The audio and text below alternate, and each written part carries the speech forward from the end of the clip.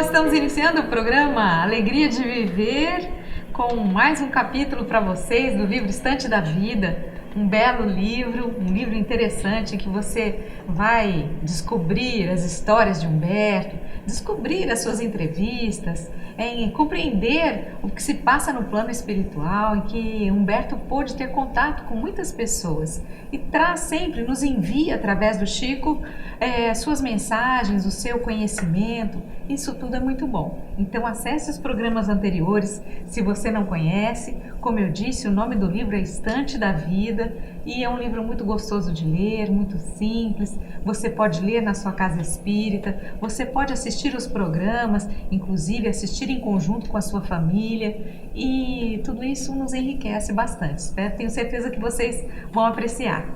Eu sou Solange Salman Godoy, junto com o nosso querido André Luiz Ruiz. Como vai, André? Olá, Solange. Olá, queridas irmãs, queridos amigos. Naturalmente, cada uma das nossas ações dentro do programa Alegria de Viver tem a finalidade de fazer você descobrir essas belezas, ver como são importantes todos os ensinamentos que os livros de Humberto de Campos nos apresentam, não somente como uma leitura amena, uma leitura leve, uma leitura mais fácil. Nós não podemos imaginar que se trate da densidade filosófica, literária, das obras que Emmanuel trouxe através do Chico.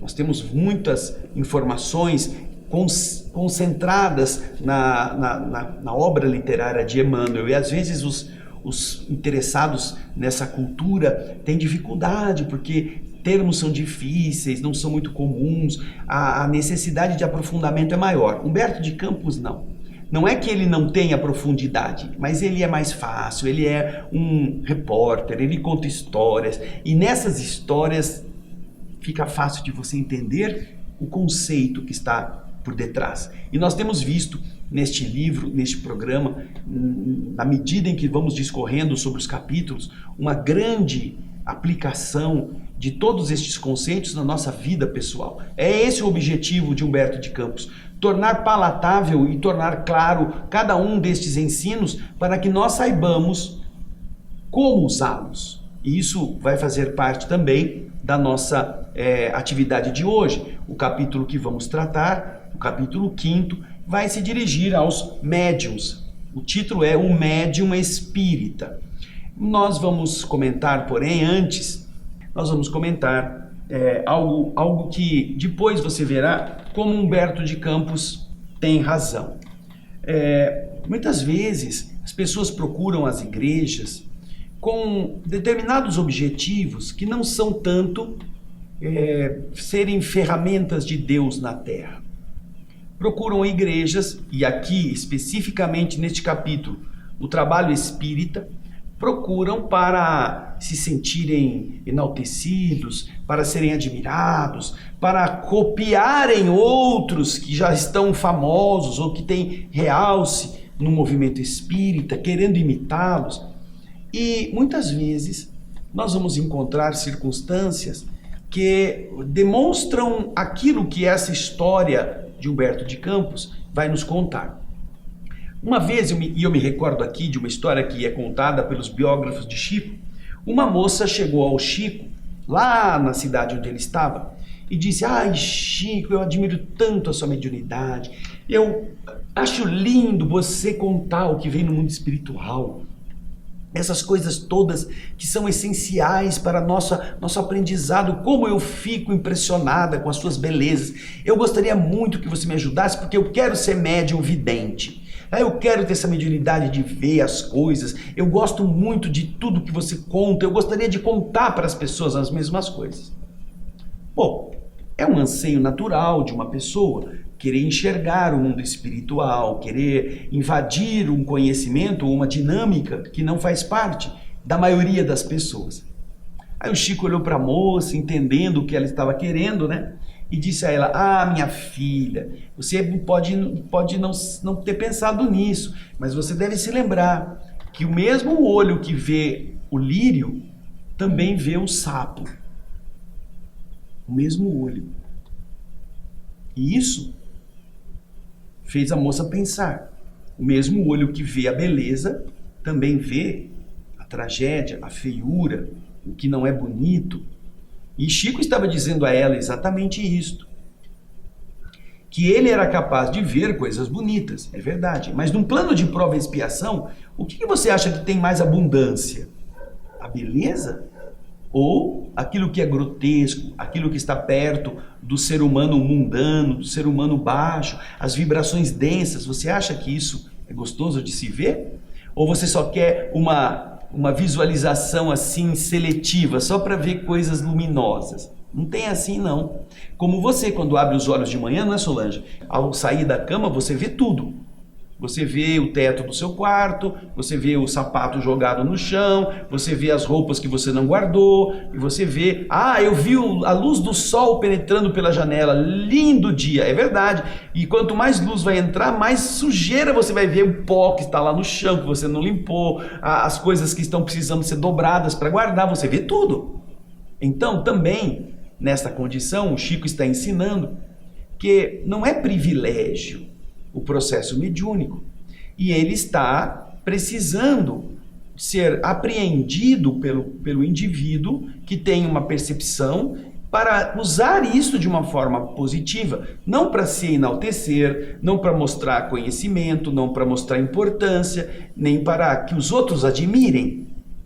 É muito comum encontrarmos pessoas cujo sonho maior é ser admirado, não é ser ferramenta. Ser admirado por outras pessoas. Às vezes, Solange, nós recebemos de algumas pessoas que se dizem médiuns, calhamaços assim de psicografias. Eu recebi no meu centro a psicografia. E então eu imprimi e trouxe para você ver. O que você acha? Felizmente, como nós não temos muito tempo para determinado tipo de relação pública, felizmente, ultimamente, faz um tempo que nós não recebemos isso, porque não encontramos nunca em nenhuma destas enviadas para a nossa apreciação, algo que tivesse de verdade a origem que se lhe atribuía. Uma dessas pessoas, que não é da minha cidade, é de uma outra cidade, que veio à nossa casa umas vezes e depois nunca mais voltou, nos trouxe várias comunicações que ela recebia. E ela dizia que ela recebia lá, que sentiu vontade de escrever, começou a escrever. Então, tinha lá Maria de Nazaré, Francisco de Assis, Jesus, imagina, umas meia dúzia de mensagens de Jesus. E a pessoa não se dava o trabalho sequer de ler o que ela estava escrito, o que ali estava escrito. Erros grosseiros de doutrina, erros grosseiros da língua, maneiras estranhas de se manifestar num espírito tão elevado, e a pouca ideia de que Jesus, Maria, Francisco de Assis, eles tinham mais coisa que fazer do que usar um médium iniciante, despreparado, para vir trazer comunicação. Não é? É uma coisa que não é cabível. Espíritos elevados valer-se-ão, diria aqui, você tá chique hoje. O próprio Emmanuel, valer-se-ão de médiuns capazes de expressar suas ideias com a maior perfeição possível. E não de aprendizes ou pessoas como a gente, cheia de defeitos, cheia de dificuldades, que estamos longe de nos colocarmos na condição de ferramentas para o exercício perfeito de comunicações dessa natureza. Por isso, é importante que o médium ele tenha conhecimento dele mesmo, faça uma análise de quem ele é. O autoconhecimento é fundamental para que o médium não perca o rumo, que ele saiba seguir o caminho necessário para cumprir com a tarefa. E isso é importante. Você quer falar alguma coisa, Solange? Acho que você está falando tudo o que é mais importante, mas eu também me recordo que a gente tem que lembrar que o médium, ele é esse canal aberto. E muitas vezes nós romantizamos um pouco essa questão da mediunidade. A gente meio que coloca o médium como aquela coisa bonita, que ele vê coisas belas, ele consegue, às vezes, prever o que vai acontecer, ou então ele consegue saber determinados assuntos que as pessoas normais não sabem. Ele tem algumas habilidades em que são mais, uma sensibilidade mais desenvolvida. Então a gente tem um pouco dessa visão do médium, que é uma visão mais romantizada, eu acho, até mesmo pelos filmes que às vezes a gente assiste, onde tem essas pessoas que têm essas premonições.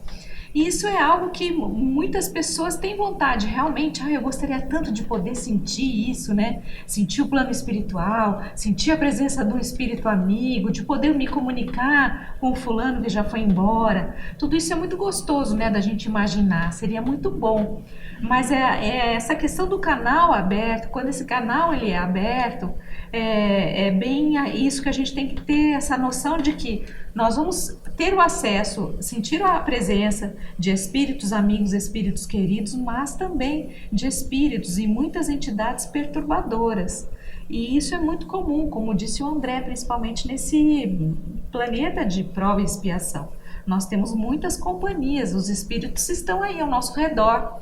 Então, quando a gente tem essa mediunidade mais aflorada, nós vamos sentir essa presença espiritual, esse envolvimento, às vezes, de forma mais intensa.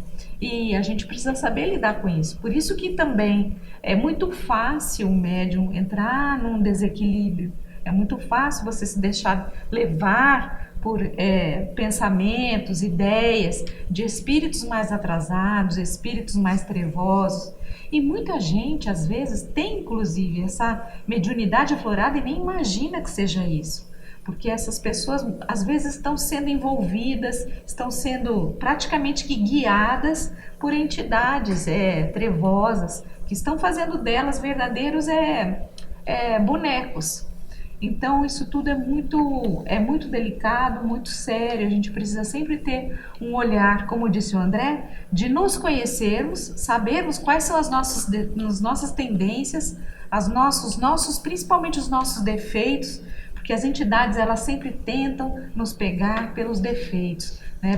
Pelas nossas falhas, por aquilo que nós, por aquela folha vincada, aquilo que nós já temos vincado, marcado no nosso espírito.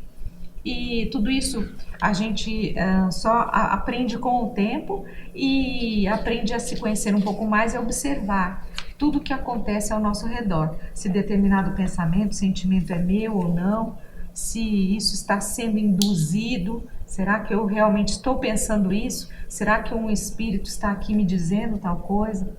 Então, acho que é importante a gente ter essa noção maior do que é essa mediunidade, mas apesar disso tudo, a mediunidade é algo muito bonito também, porque o médium ele é um instrumento que pode ser muito útil quando ele se deixa utilizar pelos bons espíritos. Então o médium o bom médium é aquele que ele é instrumento dos bons espíritos, ele tem a companhia dos bons espíritos. Não que ele não receba entidades trevosas, muitas vezes recebe sim, mas é a companhia, é a presença espiritual, aquele que está sendo assessorado por bons espíritos. E isso nós só conseguimos por mérito, por trabalho, dedicação, disciplina, como o Chico sempre disse para todos nós, não é?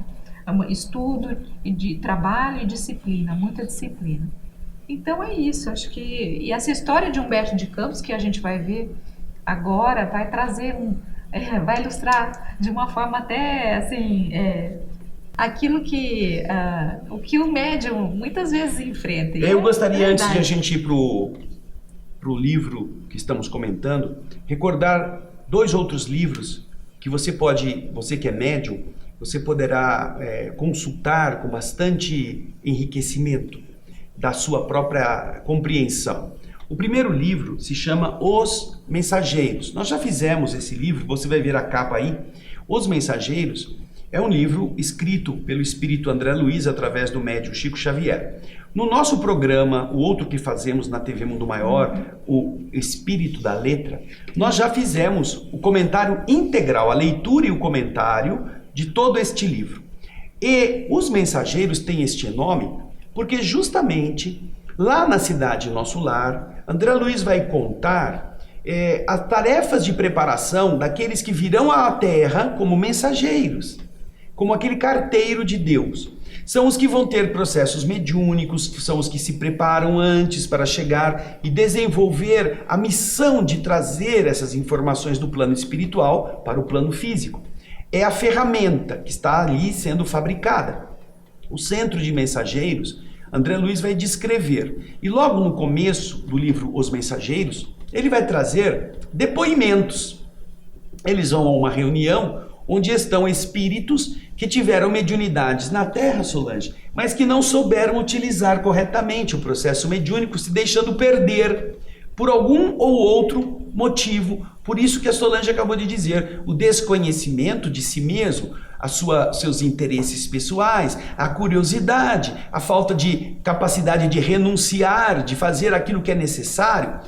Cada um tem uma história, inclusive tem lá o dialogador que também caiu, escorregou na casca de banana. Você vai ver então no livro Os Mensageiros instruções que falam justamente sobre este projeto espiritual. O médium não nasce aqui e aconteceu de ser médium quando chegou, não.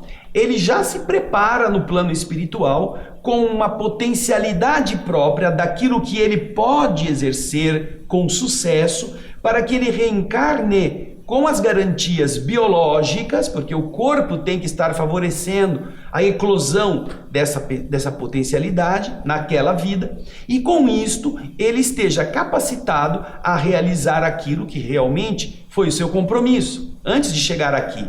Ele vai ter o apoio dos mentores que prepararam, dos amigos que estarão desenvolvendo a tarefa dele quando chegar na Terra, no determinado tempo, no tempo adequado da maturidade do seu corpo e da sua mente, porque isso é importante também. Tudo está projetado.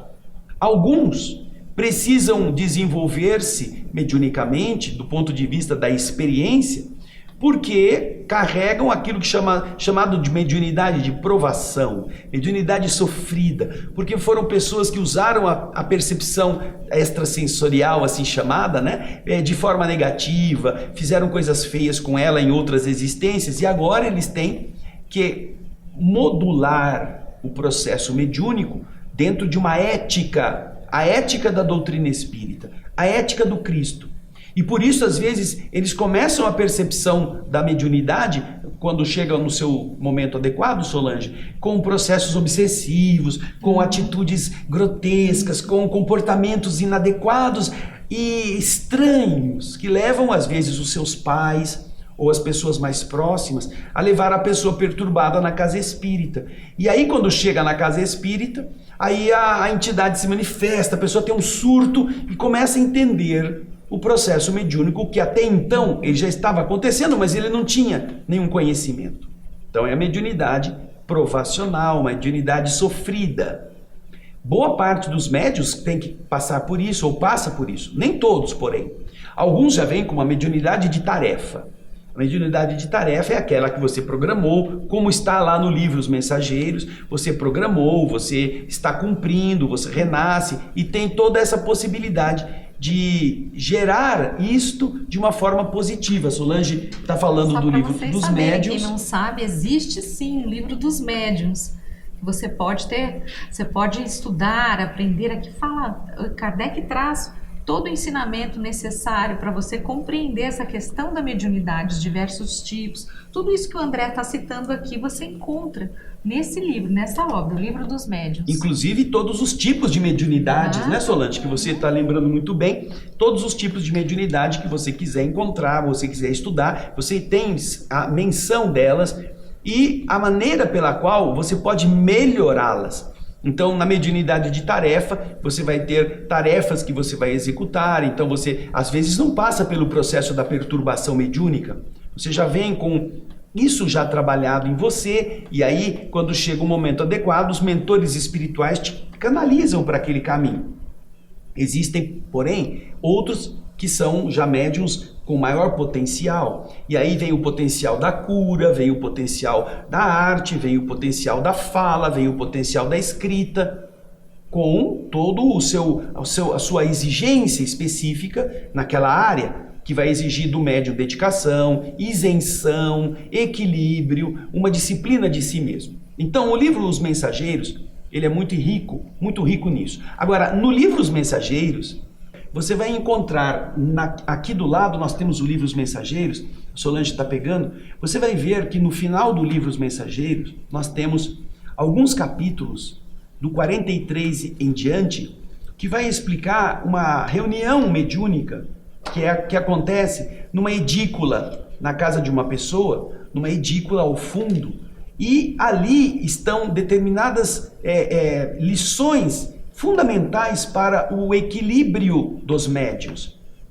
Você verá que há uma preparação do ambiente anteriormente, há toda uma asepsia do lugar, há a vinda de mentores que ficam organizando a reunião, há a presença de espíritos necessitados que eles trazem para participar daquele encontro na casa de Isabel. No fundo da casa da Isabel tem uma edícula que ela destina especificamente e exclusivamente somente para a reunião mediúnica com o grupo que trabalha só com isto, lá no fundo. Não é dentro da casa dela, é uma edícula separada no fundo da casa. Aí você vai ver outra coisa interessante. Ele vai explicar a indisciplina dos médiuns antes do trabalho. Como é que eles se conduziram quando estavam na rua? Como é que eles estão na casa espírita, aí no caso do lar de Isabel, como que eles se comportavam ali, sem uma elevação, sem um preparo, e as entidades trabalhando ao redor, tentando diminuir a falta de, ou diminuir essa inconstância vibratória do médium. Então você vê o lar de Isabel como sendo um refúgio, e o capítulo 43 fala sobre antes da reunião. Você vai ver como é importante o capítulo 43, o capítulo 44, que fala da assistência dos espíritos nessa reunião. Tem o capítulo 45, que vai explicar sobre a mente enferma, que vai na reunião, o Sr. Bentes. Você vai ver até os capítulos 46 e 47 a tarefa ligada a esse processo da mediunidade no livro Os Mensageiros. Agora, fora este livro, Solange, nós temos o outro, o livro Nos Domínios da Mediunidade. Este livro nós também já fizemos no nosso programa O Espírito da Letra.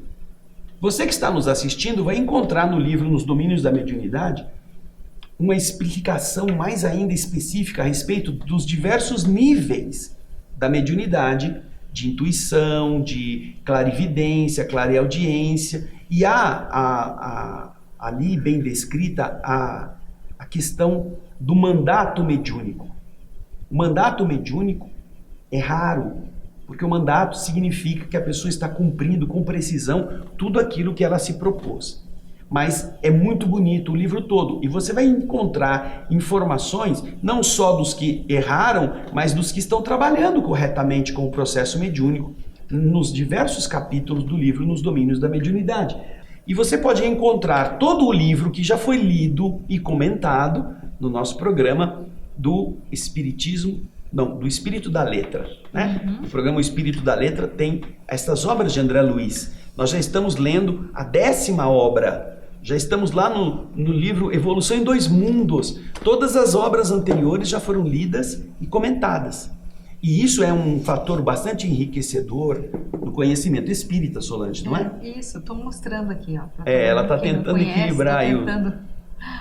Os Mensageiros é o segundo livro, logo depois do livro Nosso Lar. Aliás, tem uma notícia, não sei quando isso vai acontecer, mas que parece que estão filmando o livro Os Mensageiros também. Como já foi feito o filme do livro Nosso Lar, estão preparando o filme Os Mensageiros, que eu acredito vai ser uma forma também bastante interessante das pessoas aprenderem sobre a doutrina espírita. Então não perca, quando estrear no cinema, a gente vai avisar e você poderá assistir. Mas antes de assistir o livro, vai lendo o livro, que é muito interessante.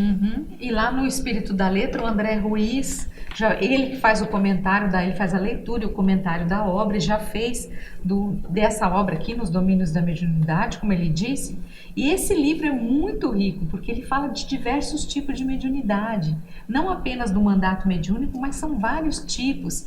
E, inclusive, o André, num dos capítulos, ele traz, no capítulo da materialização, ele traz as imagens, ele traz informações sobre aquelas reuniões de materialização que ocorreram na época do Chico. Então, é um livro muito interessante para você. Se você não conhece nada, é muito bacana. Só para esclarecer, Solange, as imagens não estão no livro. Nós fizemos um programa que leu o livro, e quando fizemos este programa, na parte da materialização, que está lá no final, nós apresentamos as materializações das quais o Chico participou, que a Solange está se referindo aqui. Então, quando você vai a esse programa nosso, o Espírito da Letra, você vai ver as imagens que foram capturadas nas reuniões de materialização, com os efeitos físicos, com os desenhos, com tudo aquilo que se registrou para a nossa elucidação.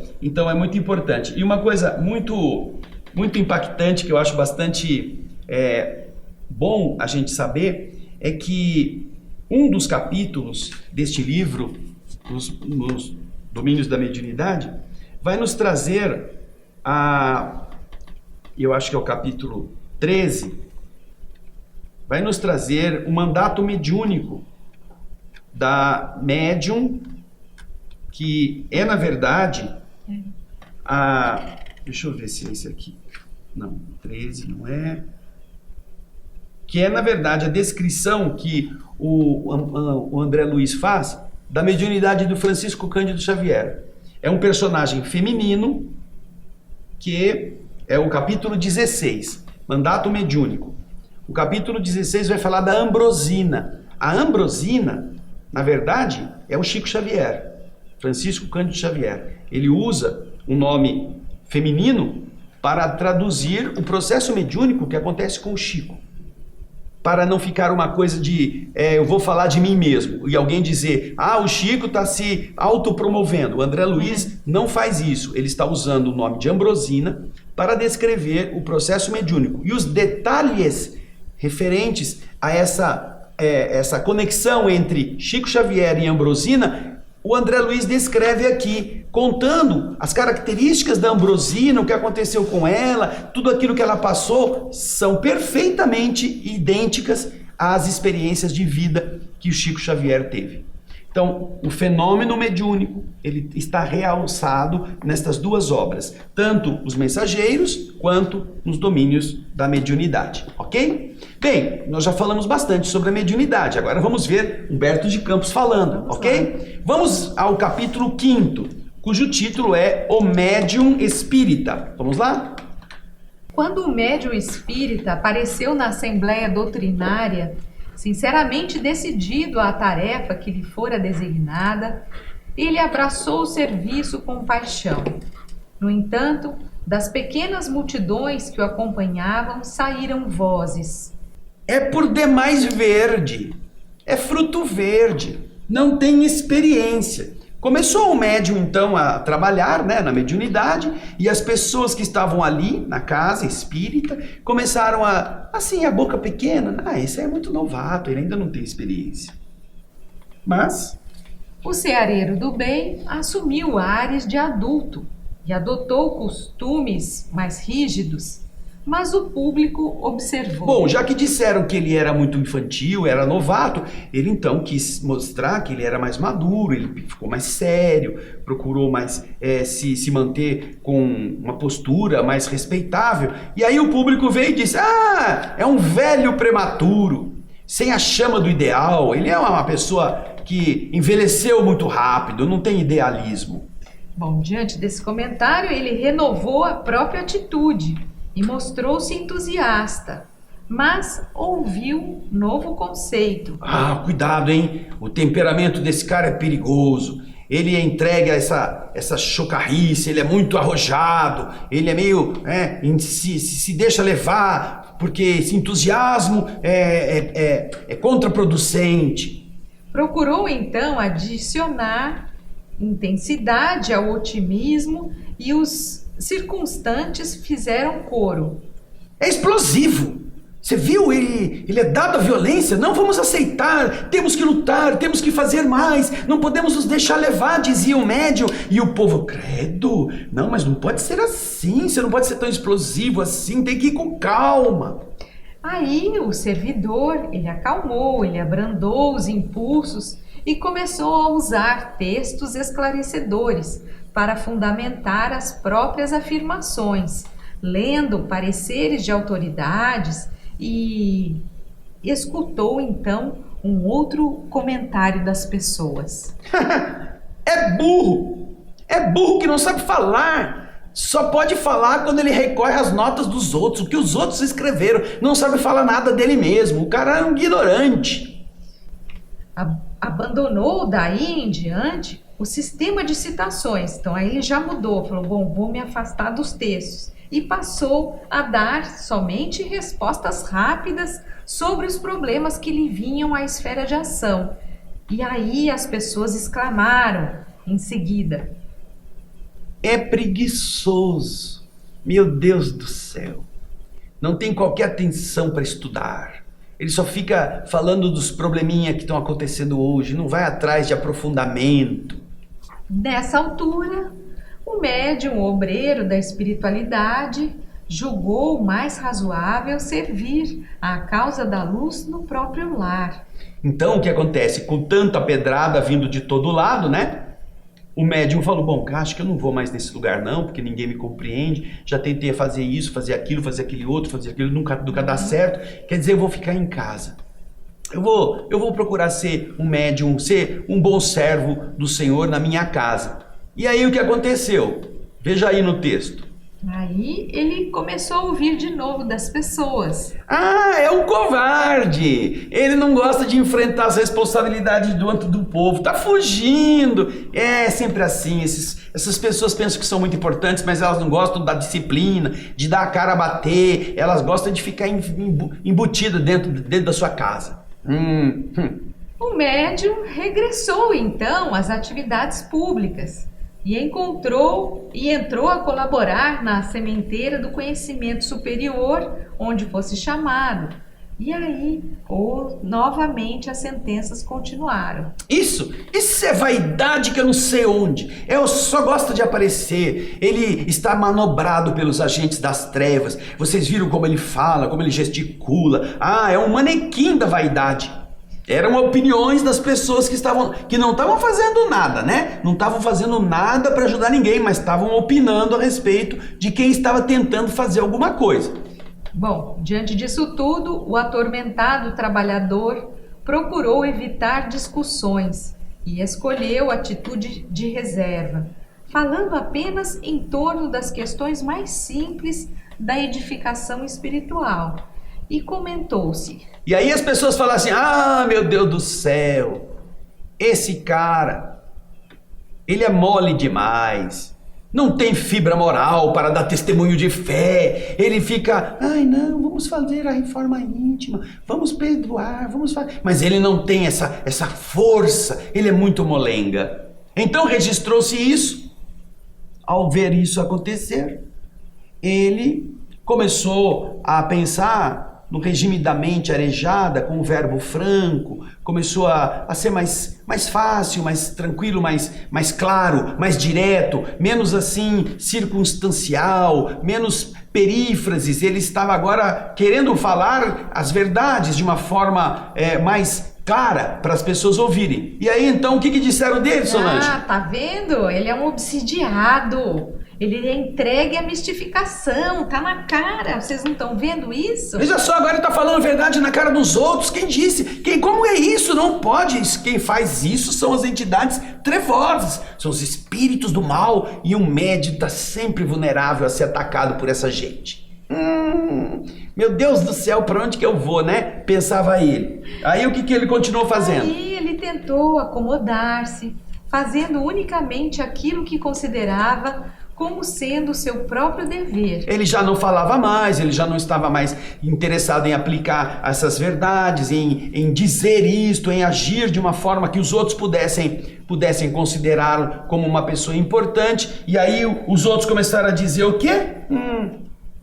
É vagabundo, hein? Esse cara não quer saber de nada, não quer saber de trabalhar, só quer vida boa. E ficou encostadão.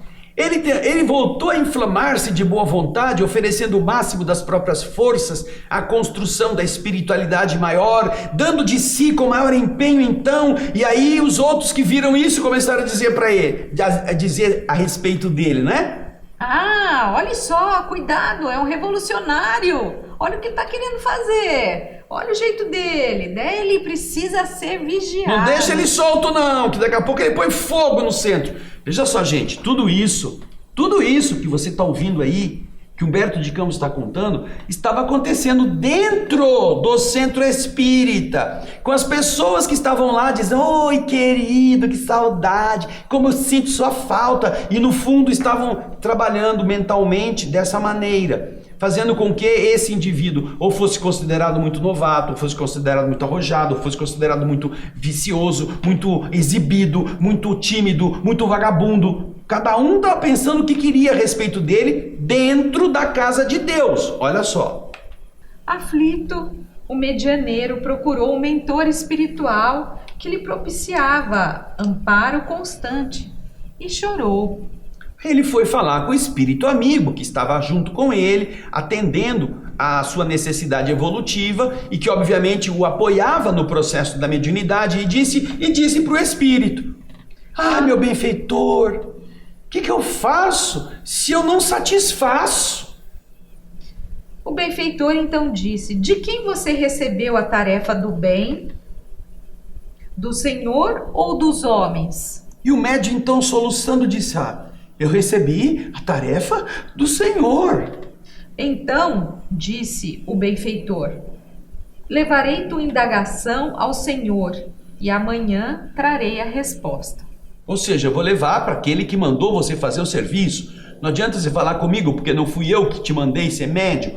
Você disse que recebeu o mandato do Senhor. Eu vou fazer o seguinte, eu vou levar a sua reclamação, o que eu faço se eu não satisfaço, e vou levar o Jesus de Nazaré, que foi quem disse para você ser médium nessa vida. E então amanhã eu te trarei a resposta que Jesus permitir que a gente possa aprender com ela. E assim aconteceu.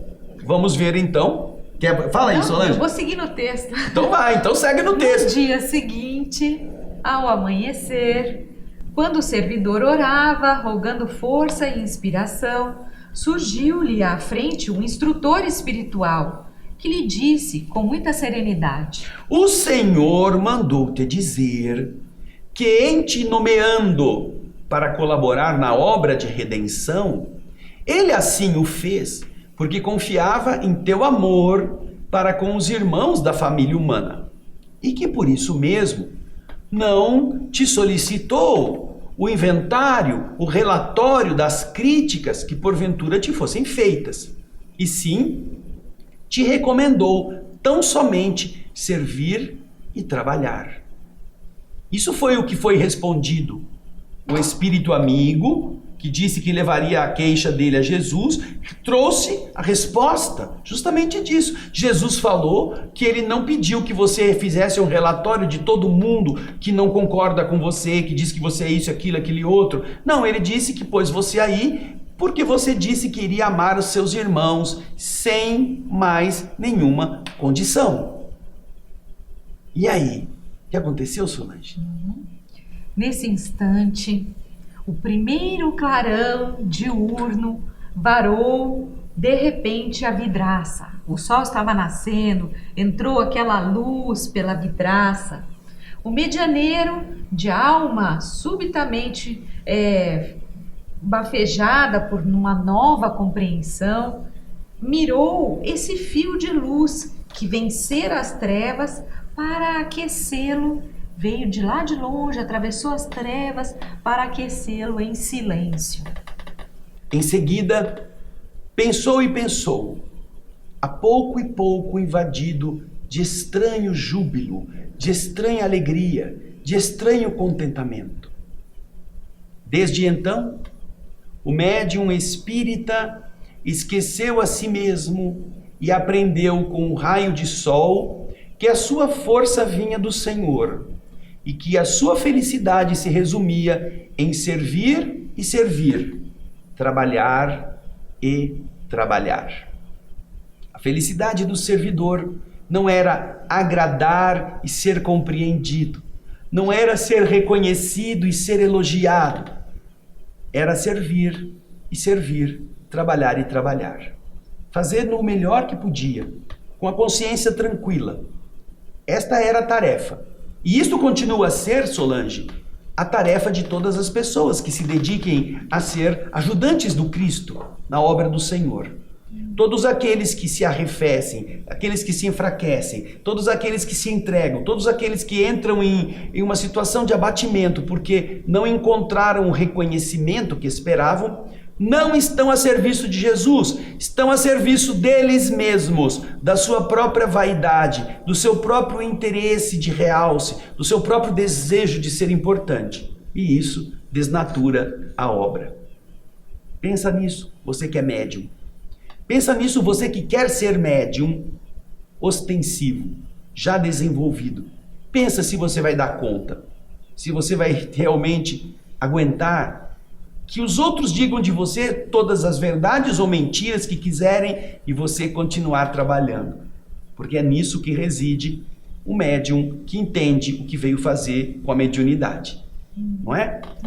Eu achei lindo isso, achei lindo esse trecho, porque se a gente pensar, todas as vezes que a gente vai tomando pedrada, porque a gente sempre toma, né, umas pedradas aqui, outras lá, mas eu achei tão linda essa comparação com esse feixe de luz, esse sol que entra, que o médium é esse instrumento dessa luz divina do Senhor, que ele vem, ele pode trazer, ele como um facho de luz, ajudar que o Senhor chegue e espalhe luz entre as pessoas. É muito bonito isso. E você cita isso, e é importante você lembrar que o raio de luz, ele saiu do Sol, ele percorreu milhares ou milhões de quilômetros, carregados de energia, mas o espaço extremamente frio e gelado, escuríssimo, e ele chega no destino quente e luminoso. Ele não se deixou contaminar, nem pela escuridão do espaço, nem pela frieza do ambiente por onde ele tinha que passar. Quando ele chega, ele morre no seu rosto e ele te ilumina a tez e te esquenta a pele. Olha que coisa maravilhosa de exemplo. Né? E traz a vida, exatamente. O sol é tudo de bom, traz aquela beleza, a vida pra gente. E ele é só um rainho, como cada médium é só um raiozinho da fonte divina. Pense nisso. É isso mesmo. Isso aí. Bonito, né? Humberto de Campos, atual, presente todos os dias em nossa vida. E a gente espera que você possa aproveitá-lo. Que a gente possa se ver no próximo Alegria de Viver com mais um capítulo. Se você não assistiu os capítulos anteriores, busque, porque tem muita coisa boa que nós já fizemos. O Humberto já trouxe outras informações muito interessantes. Então, é isso aí. Seguiremos adiante. Vou deixar para você uma pergunta do capítulo seguinte. Você veio cooperar no urgente trabalho de evangelização do Senhor, ou você é apenas um dos problemas que Jesus tem? Pense nisso. Isso está no capítulo seguinte. Nós vamos chegar nele na próxima semana. Grande abraço e até lá. Muita paz. Grande, até.